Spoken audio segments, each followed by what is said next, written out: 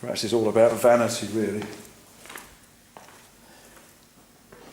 A warmer up for the second half, a slightly longer one, and I feel emboldened to do, since there are not many of us. Last week, or maybe sometime, a week or 10 days ago, I caught a programme on the TV with Mark Urban, who's a presenter on BBC. I can't quite think what he does at other times, but it was about tanks, the military vehicles with guns on them. I'm not a huge sort of military person myself. I don't like fighting really, but I found it quite interesting. Not least because several years ago, a neighbour of my parents, another family in our close, whose children I had grown up with, this guy Tom North, he was a Geordie, and I happened to be visiting my mum one day when Tom got his car wedged in his drive, and the reason he got his car wedged was because something quite wrong was happening to Tom, and in his body and mind. And cutting a long story short, I spent, well, it wasn't that short, because I spent 12 hours with Tom in A&E in a hospital somewhere in South London, I forget which one, waiting for his son to be located and summoned. And in those 12 hours, I talked to Tom about, well, anything that came into my mind. And one of the things he spoke about, and this is where it ties in Mark Urban's programme, was Tom was in tanks in the desert in North Africa in the Second World War. And at one point I said to Tom, as a young man, these things that could just be shot up and brew up and a horrific way to die. I said, were you scared? And he said, we just didn't give a damn, he said. Which was, I just offer that as an insight coming from a generation that hasn't known that kind of opportunity or cost or whatever it is really, and that it was an interesting time, and the more so because a day or two later he died. This was the end of his life, and he was just kind of, everything was obviously closing down within him.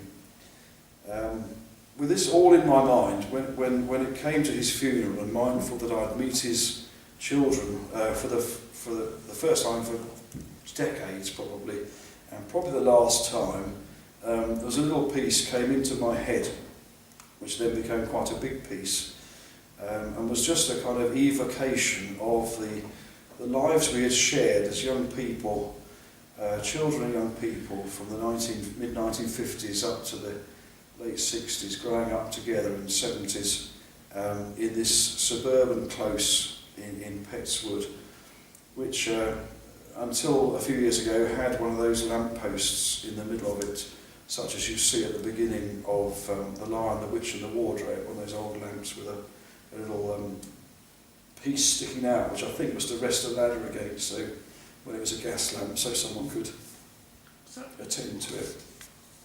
Anyway, so there's a little piece called Around the Lamppost. It was just a recollection of the childhood and adolescent years we had shared in this close. Around the lamppost. Unbidden comes this place of grief, and for a while all former plans are laid aside that duty, decency and love might be fulfilled. Yet in their midst we find this time delightfully reveals a store of memories, unexplored for years.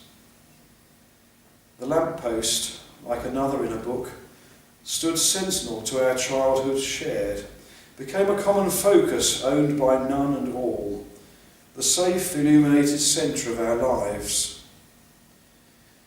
In orbit round this solar fix, Foxy pushed my pedal car. I steered for every piece of dog's mess we could find. Another time this lamp would guard a racetrack, football pitch, varieties of he. The stink pipe will be home. Convergence and dispersal as the seasons and the years slipped by. Other places too would draw us.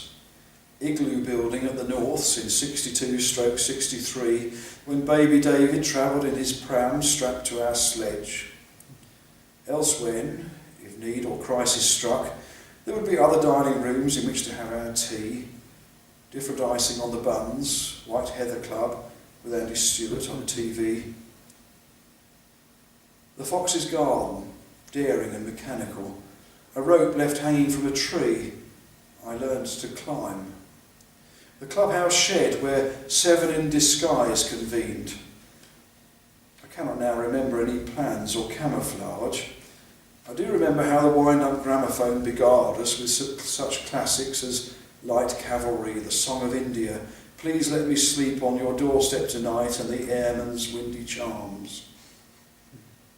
Revolving steadily at 78, they forged of needles, shellac, clockwork drive, a chain unbroken to our parents' and their parents' generations, maybe more. The Hawlands telephone, from which, unsupervised, we called the twits and birds in funny voices, laughing till we peed.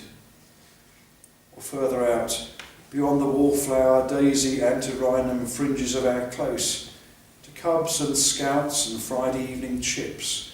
Remembrance Day when we paraded, fathers marched and mothers, well remembered I suppose. Church, crusaders, football, church and tennis at the Willett Rec, and church again. At Christmas time, each diamond-leaded window hung coloured lights and dark and mystery and promise around the lamppost core. A perfect backdrop for the carols that we sang to help the distant homeless, hungry poor. So serious and right, till Michael added to our In the Bleak a realistic lamb-like bah, and we dissolved in wet giggling once more. More carolling on Christmas Day, though cheesily this time, that Linda's Billy J might be impressed. Whether or not he was, she subsequently took a safer, better route and sky blue frog-eye sprited Tony wed. Be all that as it may, the special Christmas tastes of Smith's crisps, Coca-Cola and sun-packed cashews linger yet. Beyond all other times, by far, on New Year's Eve, the lamppost reigns supreme. As adults parted safely near, we younger ones had licence to explore until the year the Bulmers was drunk low and 2 were sick. A sign, were any needed, that our childhood days were past. Though not before the radio's midnight bells had summoned us into the street to hear the piper's sad, evocative lament, and young and old held hands and sang an affirmation of the lives we shared, as in the midnight moment's poise, the old slid into new. For even as we played, our world embarked upon inevitable change. First went the lamppost, then the baker, coal man, rag and bone man with his hoarse and indecipherable cry. And with the years, so many other fixed points have moved on to sales of antique curios or the mystery of eternity. Willie, Millie, Joyce and Cyril, Charles, Joan, Mary, and now Tom. Austin, Hillman, Morris, Ford Corsair, for white vans have made way, yet still like us their children play and fight and laugh and argue. Who should call for the lost ball? Happily then, the space we leave by generation and degree speaks not of vacuum, but continuity. And memories of a lamppost and a time that was illuminate not merely who we were, but seamlessly combine with all the graft and grief and splendour of the time between to make of us the people that we are.